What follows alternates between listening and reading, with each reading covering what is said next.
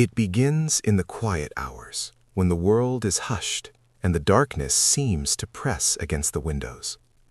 It's in these moments that a certain kind of story comes alive, a story whispered from one person to another, sending a shiver of unease through the listener. Perhaps it's a tale of a phantom hitchhiker who vanishes from a moving car, or a shadowy figure glimpsed only in the periphery of your vision. These are the urban legends. They are the ghost stories of the modern age, tales that inhabit the unsettling space between what is real and what we can only imagine. They are told and retold, reshaped with every telling, until they become a part of our collective consciousness.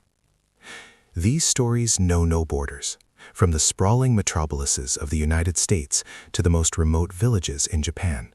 People share accounts of baffling mysteries, terrifying encounters, and events that defy all logic. But what is it about these narratives that holds us in their grip?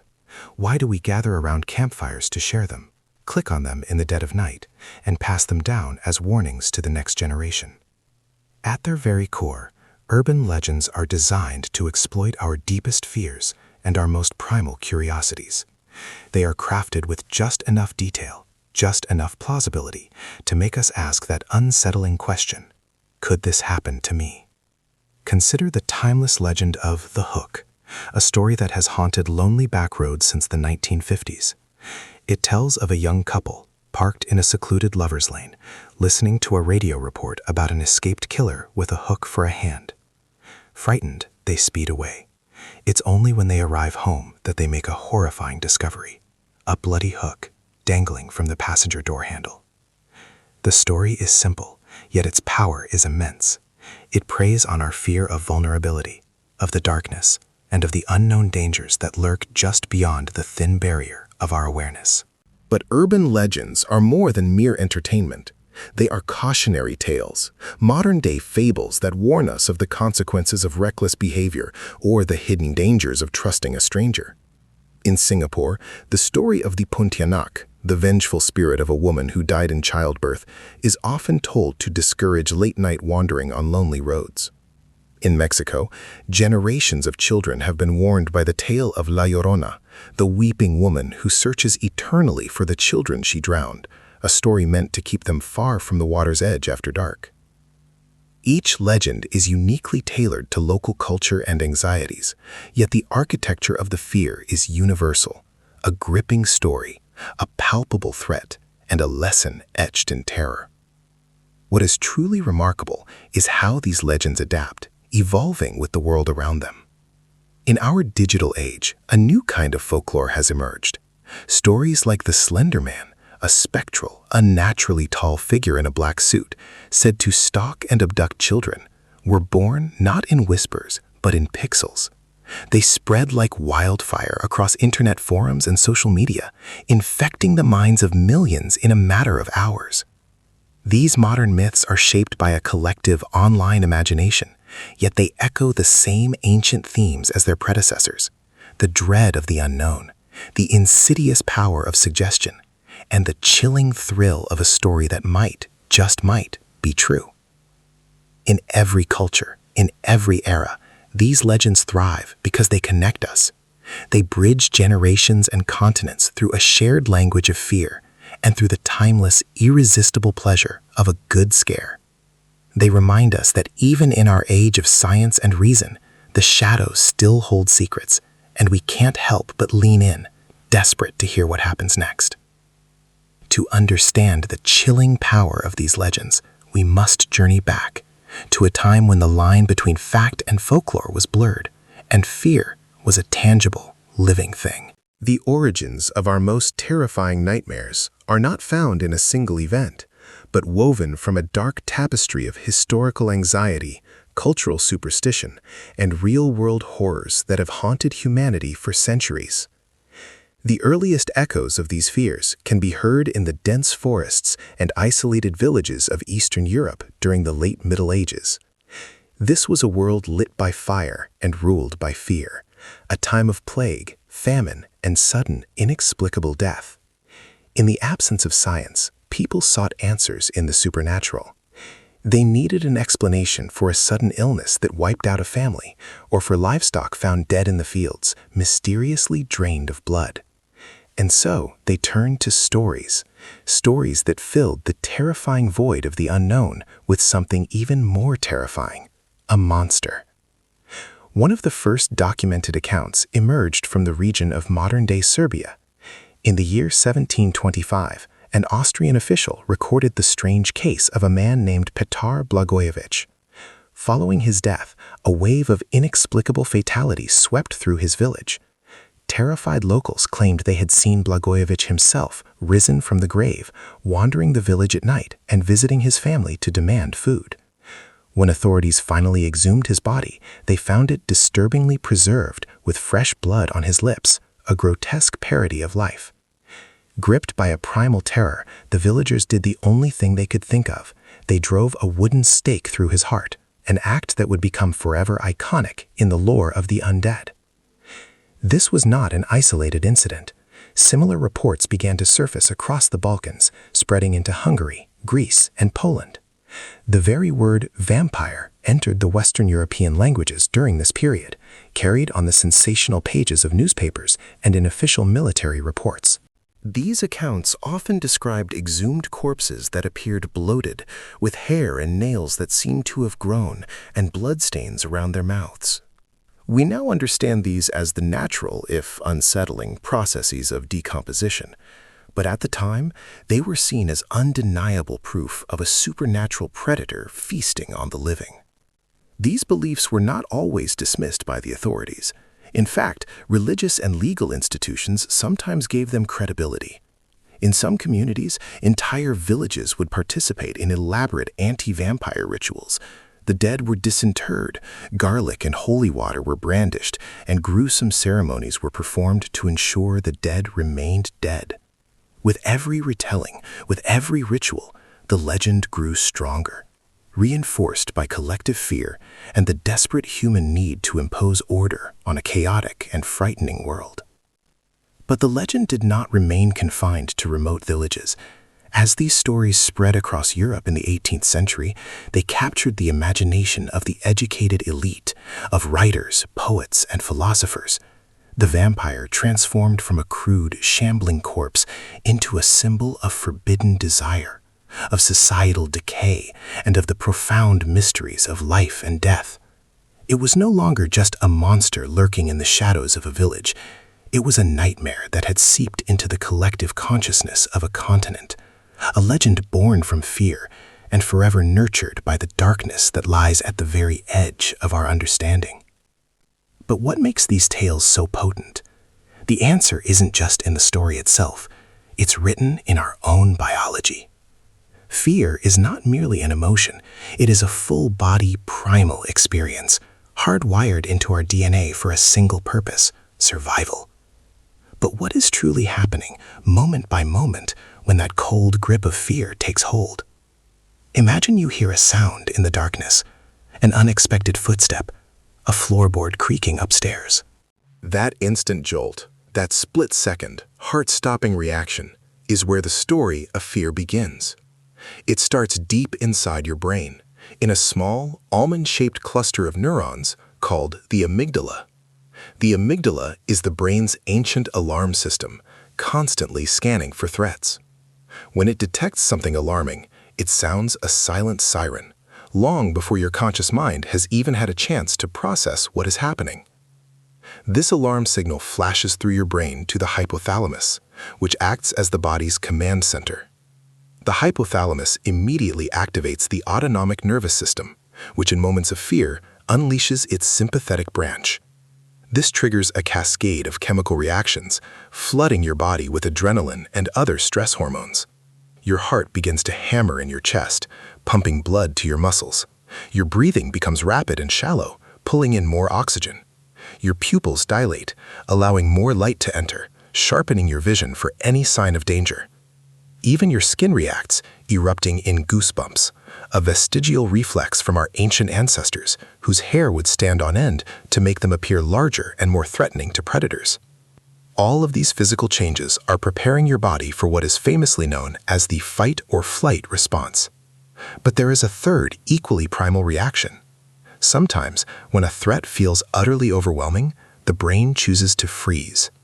You become paralyzed, locked in place, as your mind desperately assesses the danger, buying precious seconds to decide your next move. But fear is more than just raw instinct. The brain's prefrontal cortex, the center of reason and decision-making, quickly gets involved. It analyzes the situation, asking questions. Was that noise just the house settling, or is it something more sinister? This higher-level thinking can either de-escalate your fear or amplify it, especially when your imagination begins to fill in the terrifying blanks. Fear can also be taught. In the 1920s, psychologist John Watson's controversial Little Albert experiment demonstrated how a child could be conditioned to fear a harmless white rat simply by pairing its appearance with a loud, frightening noise. This revealed a crucial truth. Our fears are not only instinctual, they are shaped by our experiences, learned over time. From a primal reflex to a learned anxiety, the anatomy of fear is a dynamic and complex dance between brain, body, and memory. Every time we feel it, it tells a story that is both universally human and uniquely our own. A story written not in ink, but in the very fiber of our being. When the sun goes down and the world is draped in shadow, the whispers begin. Stories of strange encounters and inexplicable sightings passed down through generations still haunt the modern world. Despite all our technology, all our attempts to illuminate the darkness, these testimonies persist. They are the lifeblood of legend, the first-hand accounts that keep the mystery alive. The heart of any enduring legend is personal testimony. In the Appalachian Mountains, for instance, locals have reported seeing the mysterious brown mountain lights for over a century. These phantom orbs of light flicker and dance above the ridges, defying easy explanation. One hiker described watching a soft blue sphere drift silently across the horizon before vanishing into the night. While scientists have proposed various theories, from swamp gas to car headlights, for those who have seen the lights with their own eyes, the experience feels anything but natural. Our cities are not immune to such tales. Between 2017 and 2021, the city of Chicago was gripped by a series of reports describing a massive winged humanoid, quickly dubbed the Chicago Mothman. Dozens of witnesses reported seeing a large bat-like creature with glowing red eyes, soaring between skyscrapers or perched atop buildings near O'Hare International Airport. Social media fanned the flames, turning local sightings into a national phenomenon. And while explanations ranged from misidentified owls to elaborate hoaxes, the sheer number and consistency of the reports kept the legend airborne. Modern technology has added a fascinating new layer to these encounters. With a smartphone in every pocket, anyone can become a documentarian of the strange. In 2014, a grainy security video from Fresno, California went viral. It appeared to show two tall, impossibly thin white figures gliding eerily across a suburban lawn at night. The footage of these so-called night crawlers ignited a firestorm of online debate. Was it a clever fake or genuine evidence of something truly paranormal? Years later, no conclusive explanation has been found, and the night crawlers have become a fixture of internet folklore. These eyewitness accounts are not always anonymous. In 2020, a park ranger in Alaska went public with his story of encountering a strange bipedal creature moving through the forest at dusk. His detailed report, which included sketches and precise GPS coordinates, was so credible that it prompted a small-scale search by local authorities. Nothing was ever found, but the ranger's professional standing lent a powerful weight to his story, encouraging others to come forward with their own unsettling encounters. Skeptics rightly argue that many of these sightings are born from misperception, psychological suggestion, or simple mistakes. But for the people who have stood in the darkness, heart pounding in their chest, convinced they have seen the impossible, the experience is profoundly real. Whether they are ancient tales whispered in the dark or viral clips shared in the light, these modern testimonies are a stark reminder that the unknown still walks among us, sometimes just beyond the glare of our headlights, waiting in the shadows of the night. But perhaps the most unsettling legends are not those of inhuman monsters, but of the monsters that walk among us, their faces hidden from view.